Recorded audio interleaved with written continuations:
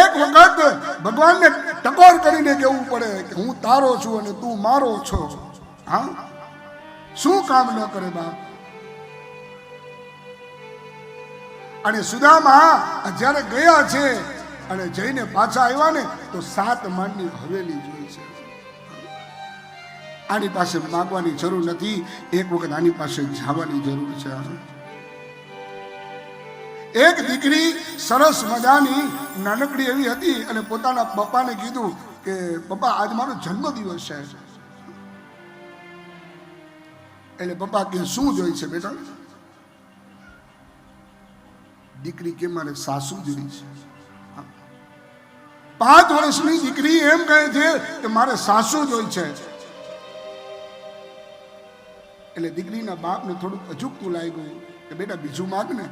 તો કે મારે સસરા જોઈ છે, મારે નણંદ જોઈ છે, મારે નણદોયા જોઈ છે, મારે જેઠ જોઈ છે, મારે જેઠાણી જોઈ છે, મારે દેરાણી જોઈ છે, મારે દેર જોઈ છે. અને દીકરીના બાપે કીધું બેટા આ બધું જોતું હોય ને તો એક તારે ધણી ધારણ કરવો પડે. એક ધણી ધારણ થઈ જાય એટલે સાસુ ફ્રી, સસરા ફ્રી, નણંદ ફ્રી, નણદોયા ફ્રી, જેઠાણી ફ્રી, જેઠ ફ્રી. એમ એક વખત અમારા બાપ ધણી ધારણ થઈ ગયો ને પછી બધું ફ્રી ફ્રી ફ્રી. હા, કદાચ આપણે લોટ બગડે તો આપણે ફ્રીજમાં રાખી દઈએ, દૂધ ન બગડે એટલે ફ્રીજમાં રાખી દઈએ, પણ માણા બગડે ને એવું ફ્રીજ હજી કોઈ દી થયું નથી. હા, અને માણા જેવો છે કે આપણે એમ કેવું પડે માણા જેવો થા. ગાયને ન કહેવી ગાય થા, બકરા ન કહેવું પડે બકરો થા, ભેંને ન કહેવું પડે ભેં થા. માણા જેવો એટલે જ છે કે હવે માણા જેવો થા. હા, અને એમ એમ ભગવાન આપણને મળે નહીં. 2 ફૂલ ચડાવી મંદિર પર પ્રભુ નહીં મળે સસ્તામાં. અને એવું કઈ ભગવાન સસ્તો નથી. હા, ઓ કૃષ્ણની પાસે જવું હોય તો થાવું પડે સુદામા. ઈશ્વર પડ્યો નથી રસ્તામાં, ઈશ્વર પડ્યો નથી રસ્તામાં. 2 ફૂલ ચડાવો મૂર્તિ પર પ્રભુ નહીં મળે સસ્તામાં. ઈશ્વર પડ્યો નથી રસ્તામાં, ઈશ્વર પડ્યો નથી રસ્તામાં. એમ 5 માળા ગણ્યા ભગવાન મળી જાય એ શક્ય નથી. સામાન્ય ઉનાળો આવે ને તો માટલું આપણે આમ ટકોરીને લઈ છીએ, માટલું કેવું છે. એમ ભગવાને આપણને ટકોર કરે છે કે આને લીધા જેવો છે કે નહીં. હા, પછી ઉપર ગળદી કરે તો એક જણો બેઠો બેઠો હે ભગવાન હવે મારી દોરી ખેંચી લે, હવે તો મારી દોરી ખેંચી લે. ભગવાન કે તારા જેવી હળેલી હુતડી કેટલી પડી છે અહીંયા. હા, એમ ભગવાન કે તમારે મરવું છે તો મરી નથી શકાતું. તેરી કૃપા વિના ના हिले એક भी अनु लेते है श्वास तेरी दया से तनु तनु. ओम नमो भगवते वासुदेवाय. वासुदेवाय हरि वासुदेवाय, वासुदेवाय हरि वासुदेवाय. ओम नमो भगवते वासुदेवाय. ओम नमो भगवते वासुदेवाय. वासुदेवाय हरि वासुदेवाय, वासुदेवाय हरि वासुदेवाय. કુંતાજી પરમાત્માને કહે છે કે હે દ્વારિકાના નાથ, મને ખબર નહોતી કે આ સંપત્તિ મળશે તો મારો કૃષ્ણ મારાથી અડગો થઈ જશે. મારા 5 સંતાનો હમણાં જ મેં જોયું, ઉત્તરાના ગર્ભની તમે રક્ષા કરી. પ્રભુ, ડગલે ને પગલે તમે અમારી રક્ષા કરી છે. આપ અમને છોડીને જાઓ તો અમે તમારા વિના નહીં રહી શકીએ.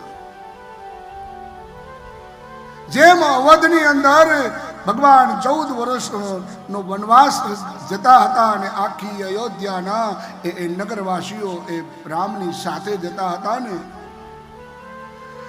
એ રીતે કુંતાજી કહે છે કે તમારા વિના અમે મરી જઈશું. ભગવાન રોકાઈ ગયા છે. અર્જુનને એમ કે મારા સારથી છે એટલે રોકાઈ ગયા છે.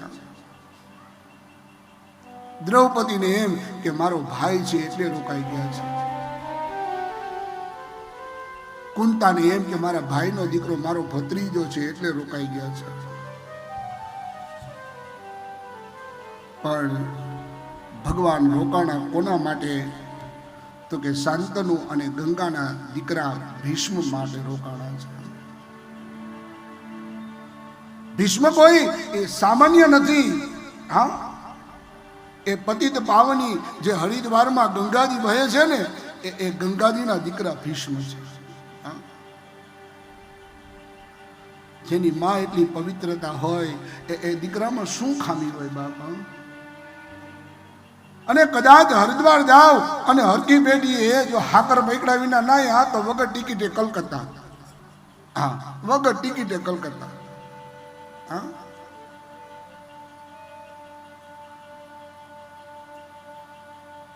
શુદ્ધ નામના પુરાણી શૌનકાદી ઋષિમુનિઓને કહે છે, હે શૌનક, 5 પાંડવો છે, કુંતા છે, દ્રૌપદી અને દ્વારિકાના નાથ આજ કુરુક્ષેત્રના મેદાનમાં જ્યાં 6 મહિના સુધી એ બાણની પથારી પર પરમાત્મા સુતેલા છે, ત્યાં ગયા અને દ્વારિકાના નાથે આજ ભીષ્મના ચરણ જ્યાં સ્પર્શ કર્યા છે,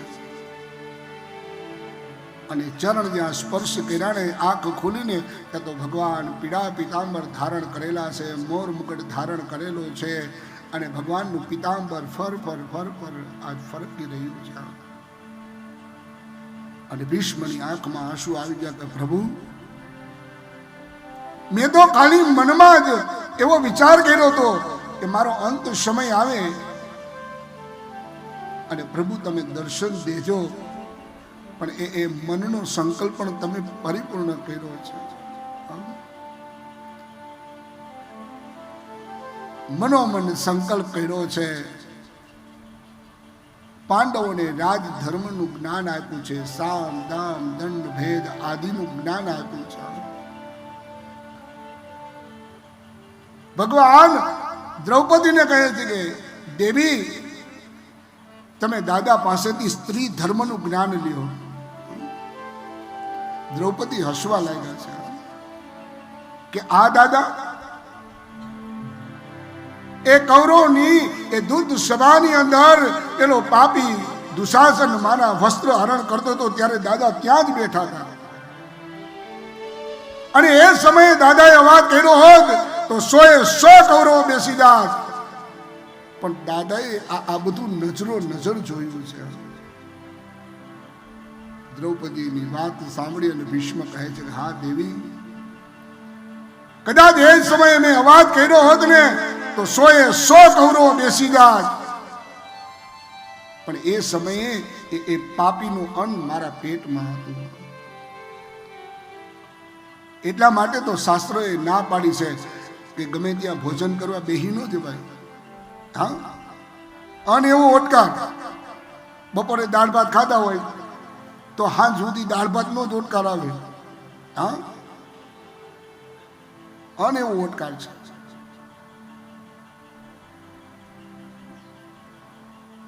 બીજાના મૂંગણ ફાયડા હોય અને આપણી ની આવે એટલે કે આપણે તો સમૂહમાં રાખવું હોય ને, પસરડી એડી હોય. હા, શાસ્ત્ર ના પાડે છે ગમે ત્યાં જમવાનું નહીં. એનો ભાવ જોવાનો, એનો પ્રેમ જોવાનો. પછી તમે જમો તો વાંધો નહીં. હા, અને મારે તો જો ખુલ્લી કિતાબ છે. હા, હું આ નથી કરતો, હું તે નથી કરતો, હું આમ નથી કરતો, તેમ નથી કરતો, એ કાંઈ મારામાં આવે જ નહીં. આપણી ખુલ્લી કિતાબ. હા, તમારો પ્રેમ ને તમારો ભાવ હોય. અમે મુંબઈ જતા હોય, વડોદરા જતા હોય, સુરત જતા હોય તો હોટલની અંદર અમે ચા પાણી પીવા ક્યારેક ઊભા રહી, ક્યારેક નાસ્તો કરવા ઊભા રહી. તે હોટલ કરતાં તો તમારા ઘરનું હાથ ધરતી સારું હોય, ન ધબેડી લઈ. હે, પણ અમુક એક મર્યાદા છે, એટલા માટે થઈને. હા,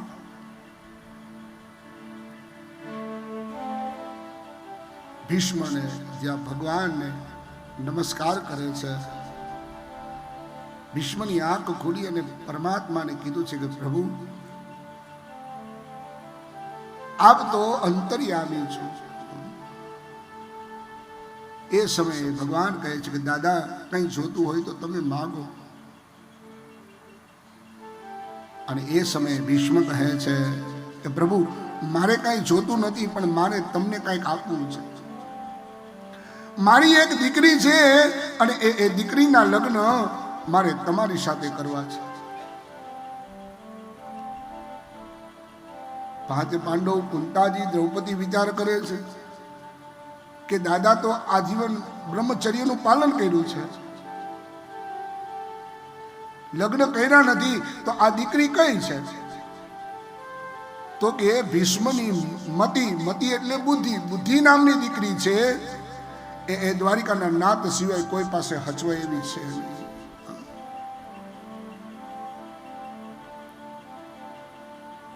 અને 11 શ્લોકની અંદર સરસ મજાની સ્તુતિ કરી છે. ભીષ્મવાચ ઇતિમતિ રૂપ કલ્પિતા વિકૃષ્ણ ભગવતી તારક પુંગવી વિભૂતિ સ્વસુખમુપગતે ક્વચિત વિહર્તુ પ્રકૃતિમુપેયુષિ યદ્ભવ પ્રવાહ. ઓમ નમો ભગવતે વાસુદેવાય. ઓમ નમો ભગવતે વાસુદેવાય. ઓમ નમો ભગવતે વાસુદેવાય. ઓમ નમો ભગવતે વાસુદેવાય.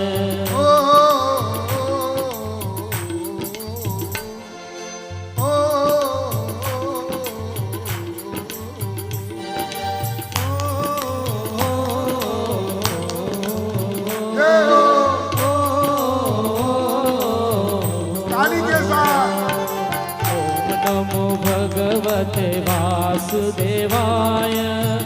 ઓમ નમો ભગવતે વાસુદેવાય. તાલી બજાવી.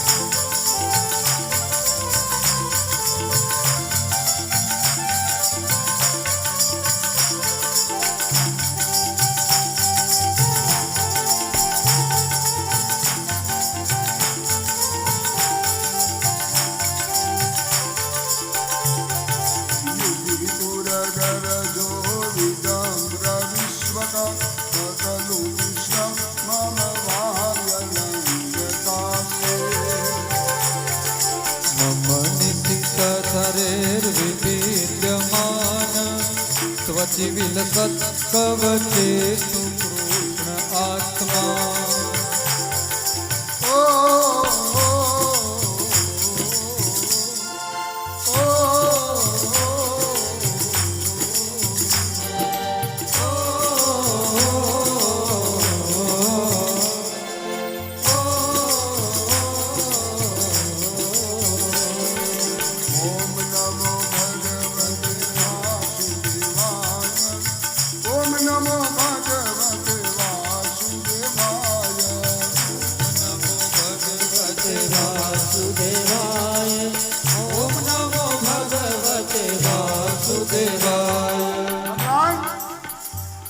કેવા છો?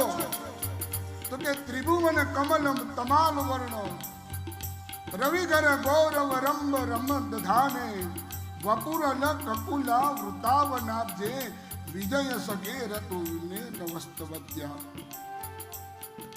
બરાબર એક બાજુ કૌરવો છે, એક બાજુ પાંડવો છે, અને બંનેની વચ્ચે આજ ભગવાને પોતાનો રથ આજે ચલાવ્યો છે. સપદી સખી વચો નિશમ્ય મધ્યે નિજ વરયોર રથમ નવી વિવેશ્યા. કવત પર સૈનિકાયુરક્ષણ યતવતિ પાર્થ સખે રતે મમાસ્તો. બરાબર દ્વારિકાના નાથ અર્જુનને કહે, હે અર્જુન, આ ભીષ્મ પિતા, આ ગુરુ દ્રોણ, આ અશ્વત્થામા, આ યુધિષ્ઠિર, આ કર્ણ બધાયને ઓળખાણ કરાવે છે. અને અર્જુને પોતાનું ગાંડી ધનુષ્ય નીચે મૂકી દીધું છે. પ્રભુ, આમાં મારા કોઈ ગુરુ છે, કોઈ મારા કાકા છે, કોઈ મારા મામા છે, કોઈ મારા ભાઈઓ છે, અને આ બધાને મારી અને મારે હસ્તિનાપુરનું રાજ્ય જોતું નથી. ભગવાન કે, અર્જુન, શું તારી તાકાત છે કે તું ગુરુ દ્રોણને મારી શકે? શું તારી તાકાત છે કે તું ભીષ્મને મારી શકે? શું તારી તાકાત છે કે તું કર્ણને મારી શકે? આ બધાય તો ખોખા છે, ખોખા. ભગવાન ઓળખાણ કરાવતા કરાવતા બધાયનું આયુષ્ય હરણ કરી દીધું. હા, ઉપાડ ધનુષ અને ચલાવ બાણ.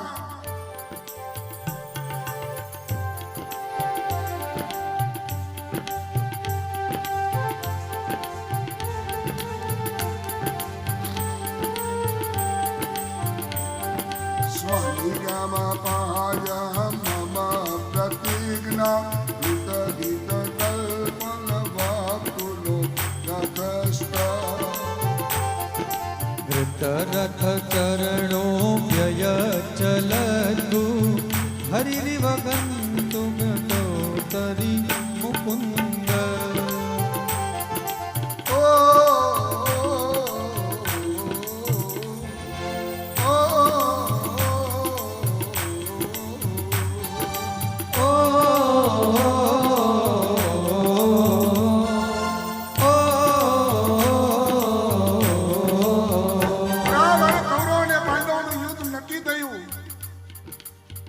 દુર્યોધન અને અર્જુન દ્વારિકા ગયા છે.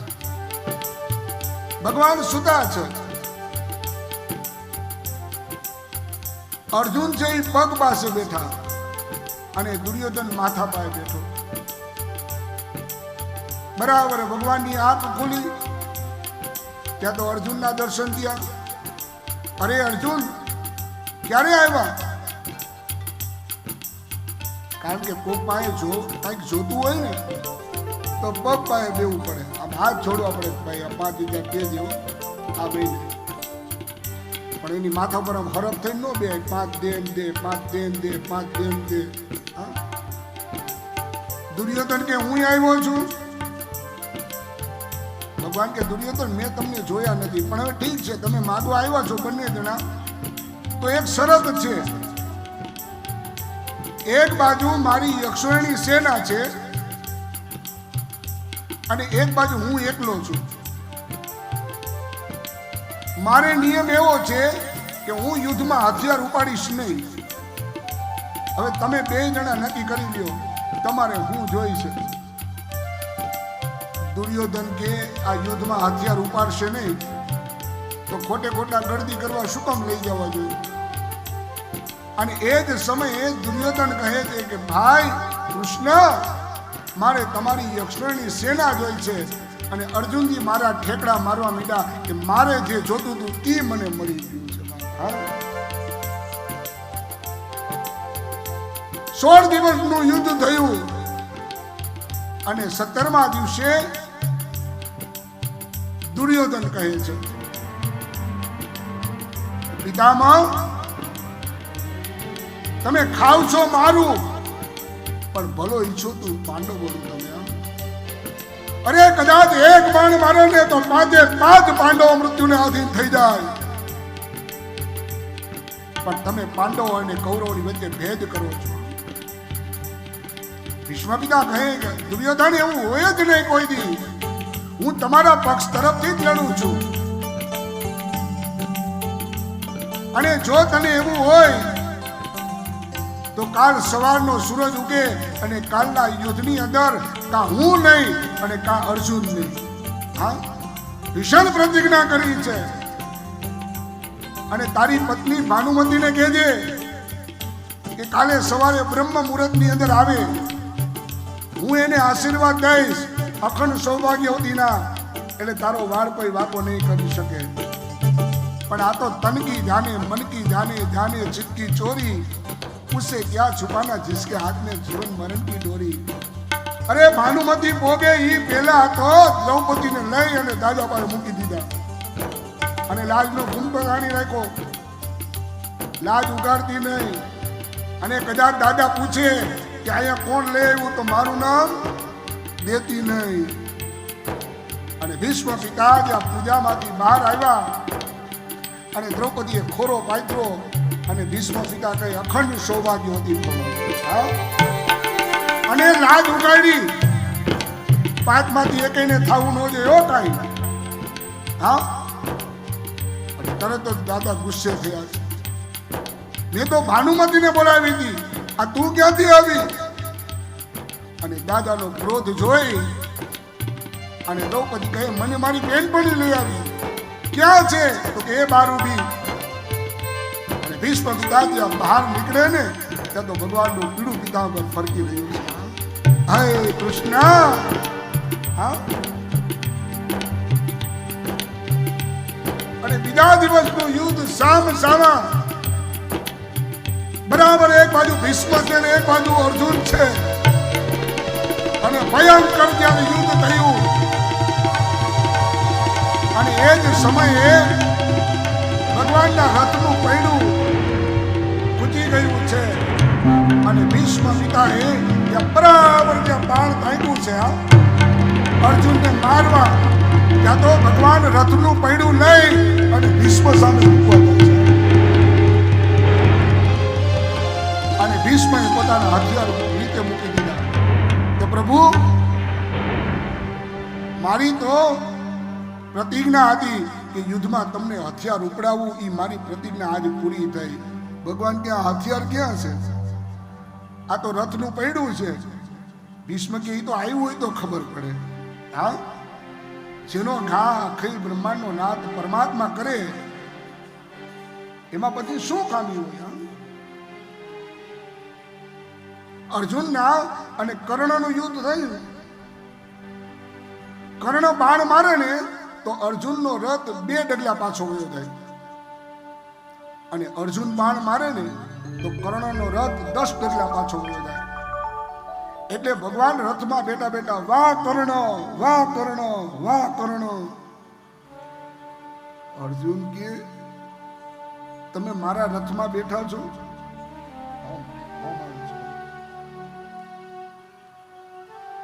હું બાણ મારું અને કર્ણનો રથ 10 ડગલા આઘો વયો જાય, અને કર્ણ બાણ મારે અને આપણો રથ 2 ડગલા આગળ વયો જાય, તો એમાં બાણાવળી હું કહેવાઉં કે અર્જુન કહેવાય? કર્ણ કહેવાય કે હું કહેવાય?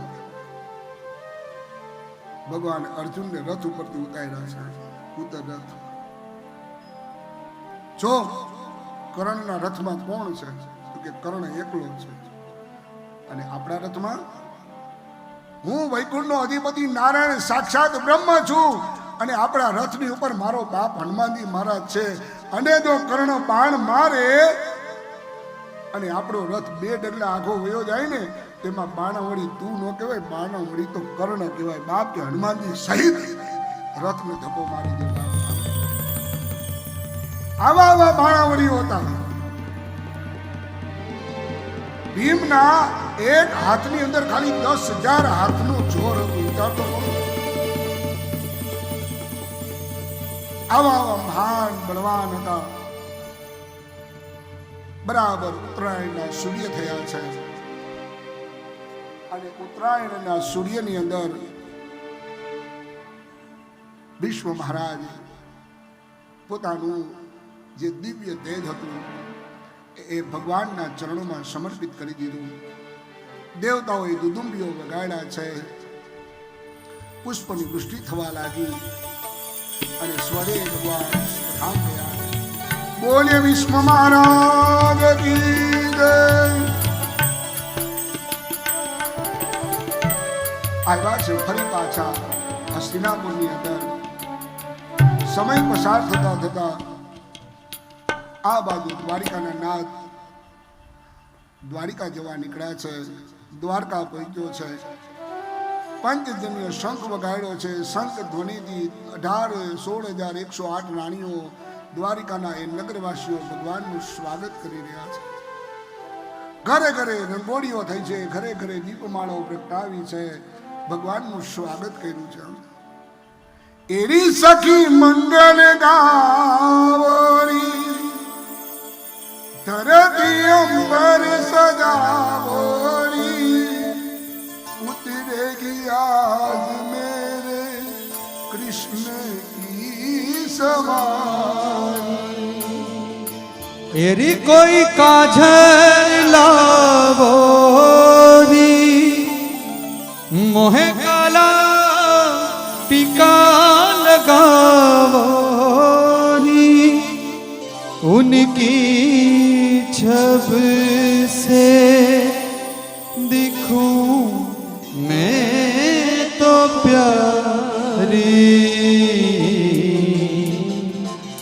लक्ष्मी जीवारो नजर उतारो, आज मेरे कृष्ण घरे आवेंगे, आज मेरे कृष्ण घरे आवेंगे,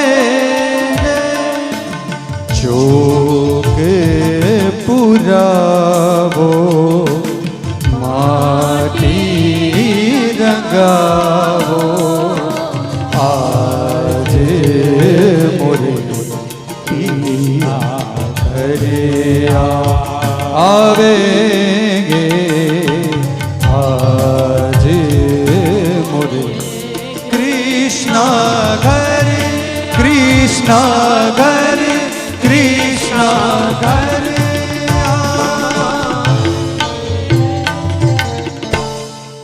શુદ્ધ નામના પુરાણી શૌનક આદિ 88,000 ઋષિમુનિઓને કથા કહે છે. અશ્વત્થામા પૃષ્ઠેન બ્રહ્મશ્રુતેજસા, ઉત્તરાયા હતો ગર્ભ ઈશેનાદિવી પુનઃ. શૌનકજીએ કહ્યું, અશ્વત્થામાએ જે અત્યંત તેજસ્વી બ્રહ્માસ્ત્ર છોડ્યું હતું તેનાથી ઉત્તરના ગર્ભનો નાશ પામ્યો હતો, પરંતુ ભગવાને તેમની પુનર્જીવિત કરી દીધા અને એ ગર્ભની રક્ષા પરમાત્માએ કરી છે.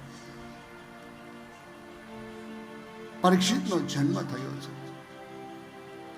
પરીક્ષિતનો જન્મ થયો એટલે એ સમયે બ્રાહ્મણોને બોલાવ્યા છે. બ્રાહ્મણો આવ્યા છે અને ભવિષ્ય કથન કર્યું છે. ભવિષ્ય કથન કર્યું, નામ પાડ્યું છે વિષ્ણુરાત.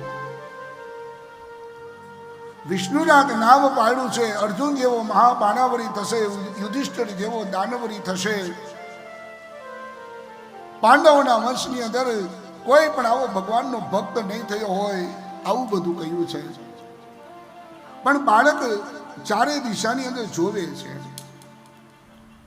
જનકતા વેદ ચારે દિશાની અંદર જોવે છે એટલે એને સંસ્કૃતમાં પરીક્ષિત કહેવાય. ચારે બાજુ જોવે એને, એટલે એનું નામ પડ્યું છે પરીક્ષિત મહારાજ. બોલ શ્રી પરીક્ષિત મહારાજ કી જય. પરીક્ષિત મહારાજ નામ પડ્યું છે. ભવિષ્ય કથન કહ્યું છે અને અંતે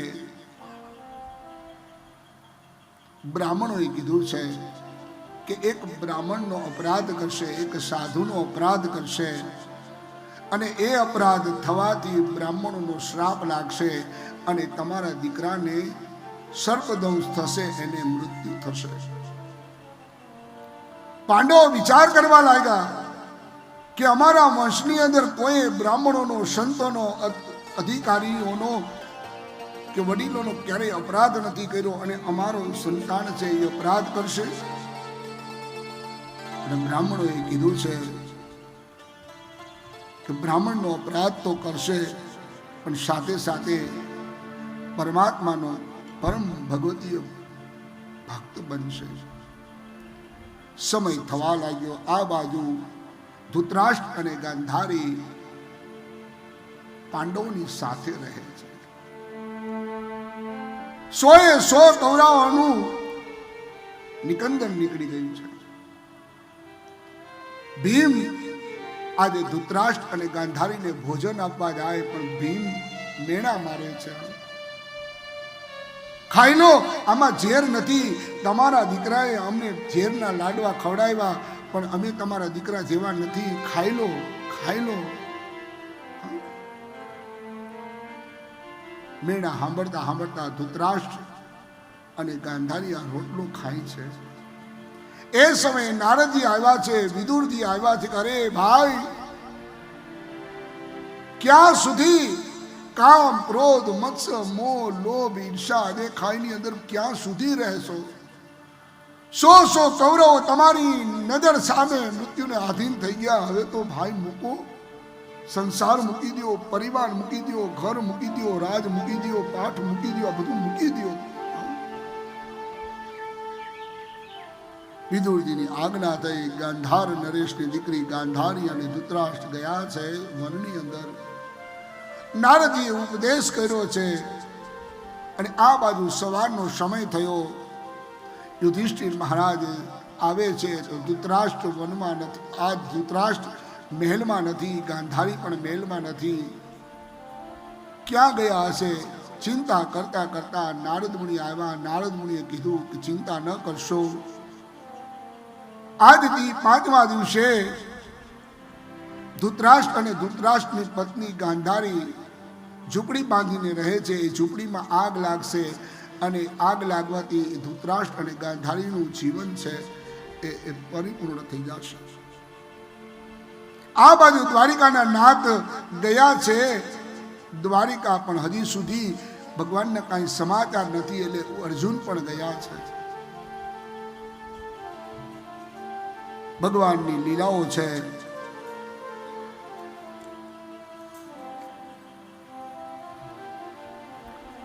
અર્જુનજી મહારાજ દ્વારિકા ગયા છે. આ બાજુ ભીમસેનને અપશુકનો થવા લાગ્યા છે.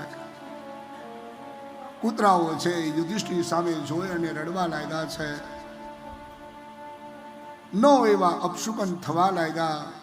યુધિષ્ઠિર ભીમને કહે છે કે ભાઈ, મને એવું લાગે છે કે નારદજીએ કહેલા એ સમય હવે પાકી ગયો છે. હજુ સુધી અર્જુન ગયા છે દ્વારિકામાં પણ અર્જુન પણ આવ્યા નથી. અને એ જ સમયે અર્જુનજી મહારાજ નિસ્તેજ થઈ અને હસ્તિનાપુરમાં આવ્યા છે. બરાબર એ અર્જુનજી મહારાજ આવ્યા છે અને અર્જુનજી મહારાજને પૂછ્યું છે કે ભાઈ, કેમ આટલા નિસ્તેજ બન્યા છો? દ્વારિકામાં બધાય આનંદમાં તો છે ને. આપણા સંબંધીઓ, કુટુંબો, વસુદેવના પત્ની એટલે આપણા મામી, એમના વંશો બધા સુખી તો છે ને. શ્રી કૃષ્ણના ભાઈ જયંત, સારણ વગેરે આનંદમાં તો છે ને. અને એ સમયે અર્જુનજી મહારાજ જેમ કોઈ વૃક્ષ કાપે અને પડે ને, એમ આજ યુધિષ્ઠિરના ચરણોમાં પડી ગયા કે ઓ મોટા ભાઈ, જેને આપણે મામાનો દીકરો સમજતા હતા, હું જેને મારો સારથી સમજતો હતો ને, એ કોઈ સામાન્ય નથી. એ તો વૈકુંઠનો અધિપતિ નારાયણ છે. અને એ વૈકુંઠનો અધિપતિ નારાયણ આજે તમને અને મને છોડી અને સ્વધામ ગયા છે. યુધિષ્ઠિરે જે વાત સાંભળી, પાંડવોએ જે વાત સાંભળી, કુંતાજીએ વાત સાંભળી. કુંતાજી મનમાં વિચાર કરે છે કે હું જેને મારા ભાઈનો દીકરો સમજતો હતો એ તો સાક્ષાત બ્રહ્મ છે. આપણી પડે પડે ડગલે ડગલે જેને રક્ષા કરી છે એ જ આપણને છોડીને જતા રહ્યા છે. હવે કૃષ્ણ વિના એ જીવવું છે એ સાચું ન કહેવાય. પરીક્ષિત ધીમે ધીમે મોટા થવા લાગ્યા છે. ઈરાવતીની કન્યા એમની સાથે લગ્ન કર્યા છે. એમને જન્મે જે આજે 4 પુત્ર થયા છે. અને પાંડવો સ્વર્ગારોહણ ગયા છે. પરીક્ષિતને રાજ્ય સોંપ્યું છે. રાજ્ય સોંપ્યું છે. પાંડવો ધીમે ધીમે ધીમે સ્વર્ગારોહણ તરફ જવા લાગ્યા. પરીક્ષિત છે એ રાજ્યનો કારભાર સંભાળે છે. જેનો રાજા સારો એની પ્રજા પણ સારી, પણ જેનો રાજા કૂડો એની પ્રજા પણ કૂડી હોય છે. અને એક વખતનો સમય છે, પરીક્ષિત રાત્રિની અંદર પોતાના એ હસ્તિનાપુરની અંદર ફરે છે. અને એવામાં એક બળદ છે, એના 3 પગ કાપેલા છે અને એક પગે ઊભો છે. સામે એક ગાય છે. એ ગાય પોતાની આંખમાંથી ચોધાર આંસુડા ધીમે ધીમે ધીમે વહાવી રહી છે. રાજાએ પૂછ્યું ગાયને કે તું શા માટે રડે છે? તારું વાછડું ક્યાં છે? તને શું દુઃખ છે? રાજા કહે છે કે યજ્ઞ ભાગ દૈત્યો હરી ગયા એટલા માટે તું દુઃખી છું. ગાય કહે છે કે નહીં રાજન, સત્ય, પવિત્રતા, દયા, ક્ષમા, સંતોષ, સમ, દાન, તપ, જ્ઞાન, ત્યાગ, શૌર્ય ઇત્યાદિ ગુણો લઈ ભગવાન પોતાના નિજ ધામમાં ગયા છે. એટલા માટે હવે હું દુઃખી છું કે ધર્મ કોના શરણે જશે? ધર્મનું સ્થાપન કોણ કરશે? હવે મને મોટી ચિંતા એ થાય છે.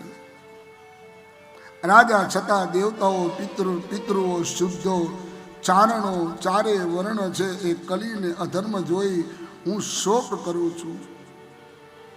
વૃષભનું વચન સાંભળી કલયુગને શિક્ષા કરવા માટે થઈ પરીક્ષિત તૈયાર થઈ ગયા છે.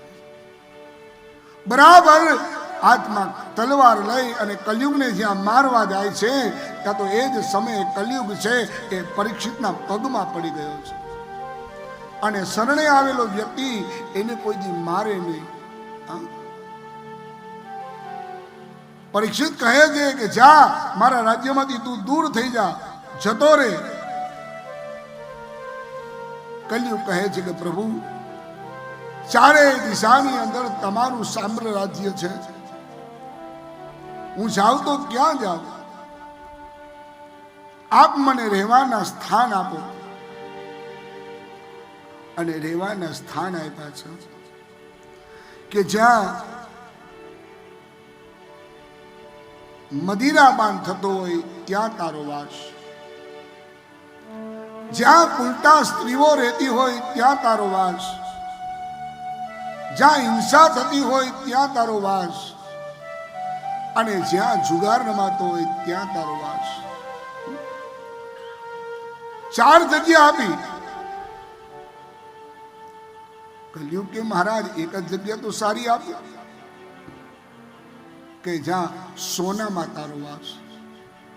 પણ કયું સોનું?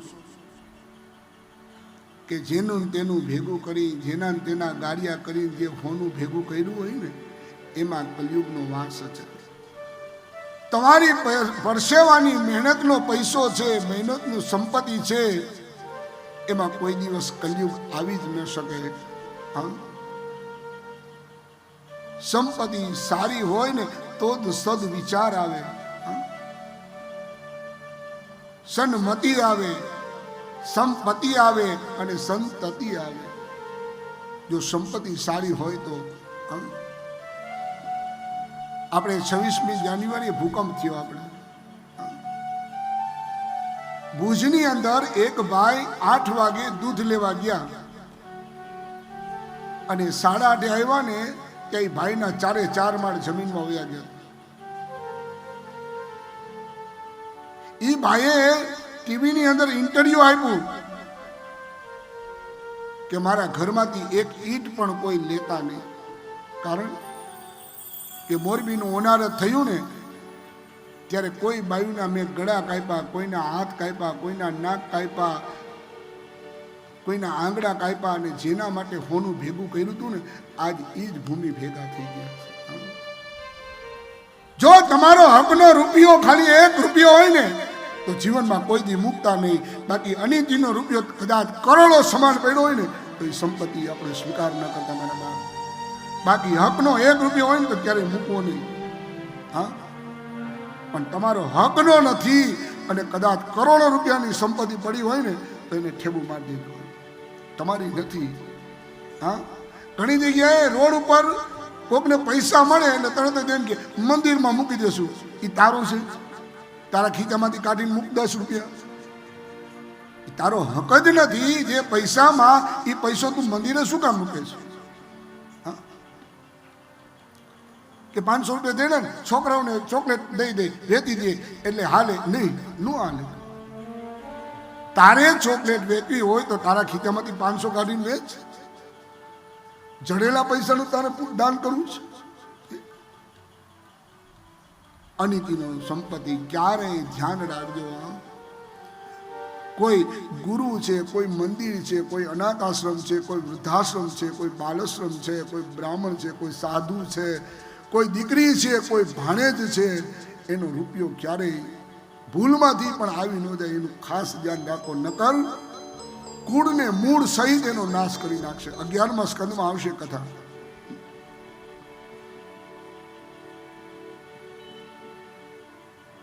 ચાર જગ્યા આપી. હા, જુગાર રમાતો હોય ત્યાં તારો વાસ. જો કે અહીંયા તો પાળમાં નહીં રમતા હોય ને, કૃષ્ણ જન્મ હોય, આપણે નંદ કેડા નંદભાઈઓ કરતા હોય, અહીંયા 5નું ડબલું 10ની હાલ.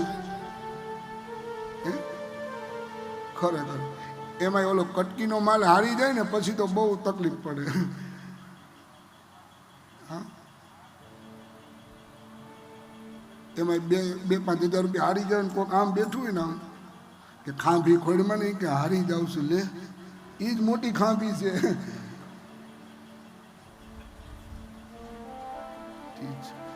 એક બેન શ્રાવણ મહિનામાં બહુ થોડુંક પૈસા હારી ગયા દાદા, એટલે ઘરે જઈને કંટાળીને સૂઈ ગયા. તો ઘરવાળા બહાર હતા, ખોલ ખોલ. ઓલા બેન નીંદરમાં કે 3 ગુલા. બહારથી અવાજ આવ્યો, 4થો ગુલો બહાર ઊભો છે, ડેલી ખોલ. હા, ખરેખર અમુક જગ્યાએ તો મારે છે ને યજમાનો હોય ને હસુભાઈ, એટલે એમ કે જાગરણ છે એટલે જાગરણ કરવું પડે ને દાદા. હું કહું ના, જાગરણ હોય જ નહીં આમાં કાંઈ. 2 દીવામાં ઘી પૂરી અને સૂઈ જવાનું, આમાં જાગરણ હોય જ નહીં. મને ખબર છે કે આખી રાત ઉજાગરો કરશે, જાગરણ નહીં કરે. હા, જાગરણ કોને કહેવાય? કે માતાજીની સામે બેહી અને ગરબા ગાય, ધૂન ગાય, ભજન ગાય, એને જાગરણ કહેવાય. પણ આને ઉજાગરો કહેવાય. એટલે હું તો મારા યજમાનને કહું છું, આવું લખ્યું નથી ક્યાંય, હુવડાવી દઉં. હા, અમુક હોય ને પછી રમતા હોય પછી હારી જાય અને પૈસા છૂટા જોતા હોય ને તો 500ની નોટ માંડવીઓ મૂકે ને એમાંથી છૂટા લઈ લે. પણ ડાયો ખરો બીજે દી કહી દે, કદાચ રાત્રે રમવા બેઠા હતા ને 500 આમાંથી લીધા હતા, આલ્યો આ 500. હું કહું દેવતા રાખ તારા 500. તમે માતાજી કેળો. હા, જોકે ક્યારે રમવું જ ન જોઈએ, પણ સૌ છે એ સૌ સ્વતંત્ર છો. પણ શાસ્ત્રના આધારે, ધર્મના આધારે કોઈ એવી વસ્તુ ન કરવી કે જેથી કરી તમારો પરિવાર સંકટમાં આવે, તમારો પરિવાર આધિ વ્યાધિ અને ઉપાધિમાં આવે. એવું ક્યારેય ન કરવું.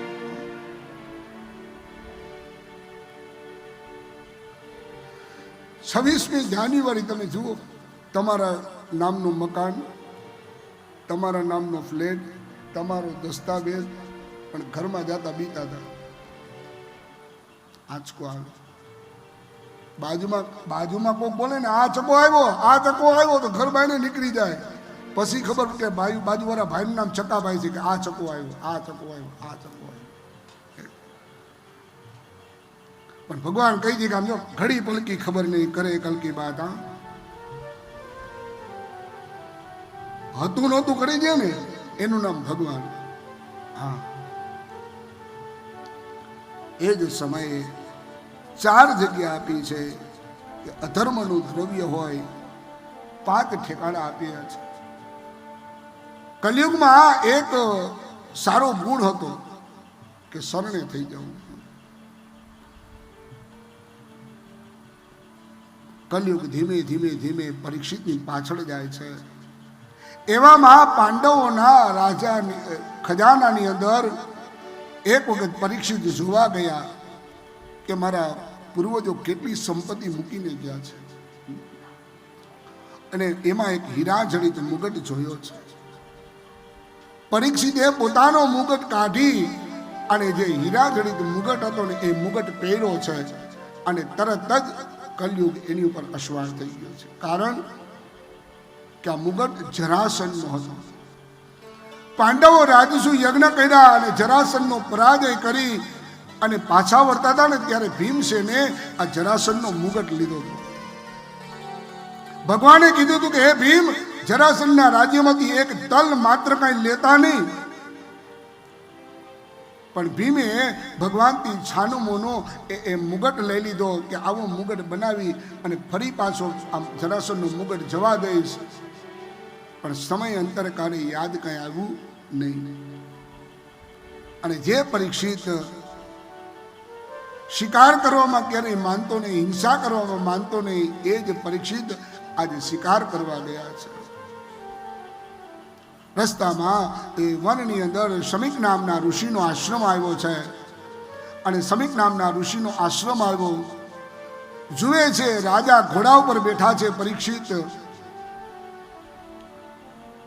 કોઈ છે પણ અવાજ આવ્યો નહીં. અને એ સમયે શમિક ઋષિ ધ્યાનમાં બેઠા હતા. એક મરેલો સર્પ હતો, તીરકામઠાથી લઈ અને પરીક્ષિતે એ શમિકના ગળામાં પહેરાવ્યો છે. પરીક્ષિત રાજાને અજ્ઞાન ઉપજ્યું, ઋષિના ગળામાં નાઈતો નાગ મન સમજ્યા વિના.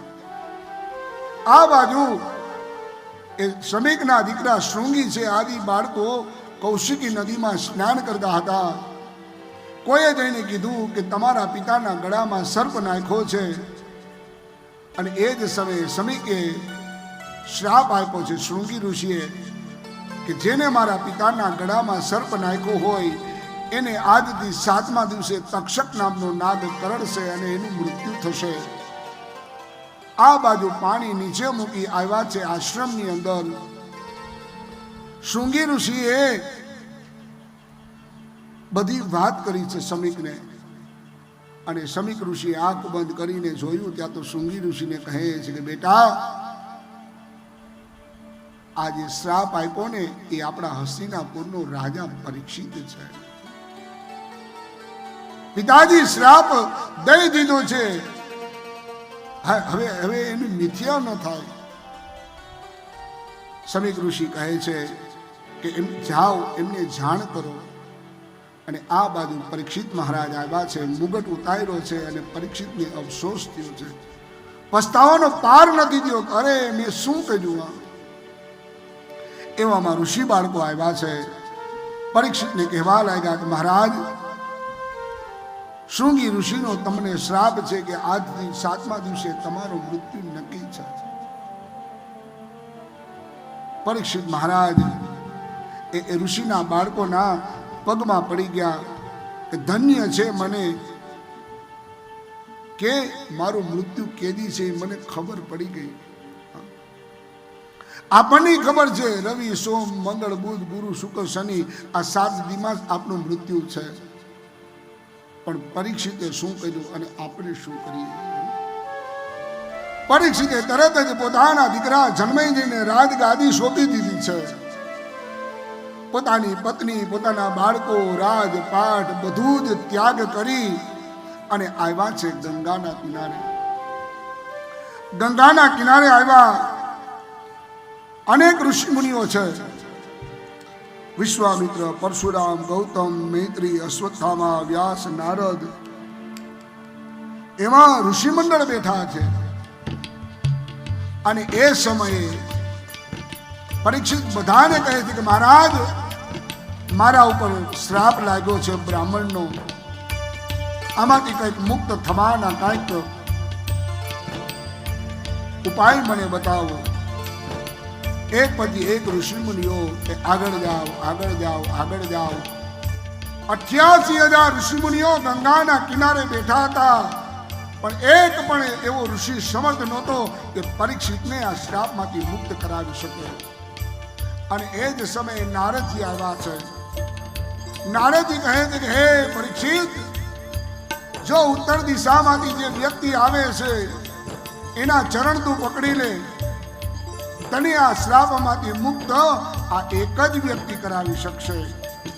તતરા ભગવત ભગવાન વ્યાસપુત્રો યદૃચ્છયા ગામટમાનો નપેક્ષઃ અલક્ષ્યલિંગો નિજલાભ તુષ્ટો વૃતશ્ચ બાલે અવધૂત વેશઃ. બરાબર વ્યાસપુત્ર વ્યાસનંદન સુખદેવજી મહારાજનું પ્રાગટ્ય થયું. જય જયકાર કર્યો. બોલો શ્રી સુખદેવજી મહારાજ કી જય. સુખદેવજી મહારાજ કી. સુખદેવજી મહારાજ કી જય. જે સુખદેવજી મહારાજ માત્ર ગૌ દોહન થાય એટલી વાર જ ઊભા રહે, અને આજ પરીક્ષિતના જન્મનું કંઈક પુણ્ય છે કે સુખદેવજી મહારાજ એ ગંગાના કિનારે દર્ભનું આસન ધારણ કરી અને પદ્માસન વાળીને બેસી ગયા છે. અને અહીંયા ભાગવતનો પ્રથમ સ્કંદ છે એ ભગવાનના ચરણોમાં આપણે અર્પણ કરીએ. ઇતિ શ્રીમદ ભાગવતે પુરાણે વેયાસગંધસ્યામ પારમસ્યા સહિતાયામ પ્રથમ સ્કંદે સુકાગમનમ નામો સ્વાધ્યાય. રાધા ચરણ કમલેભ્યો નમો નમઃ.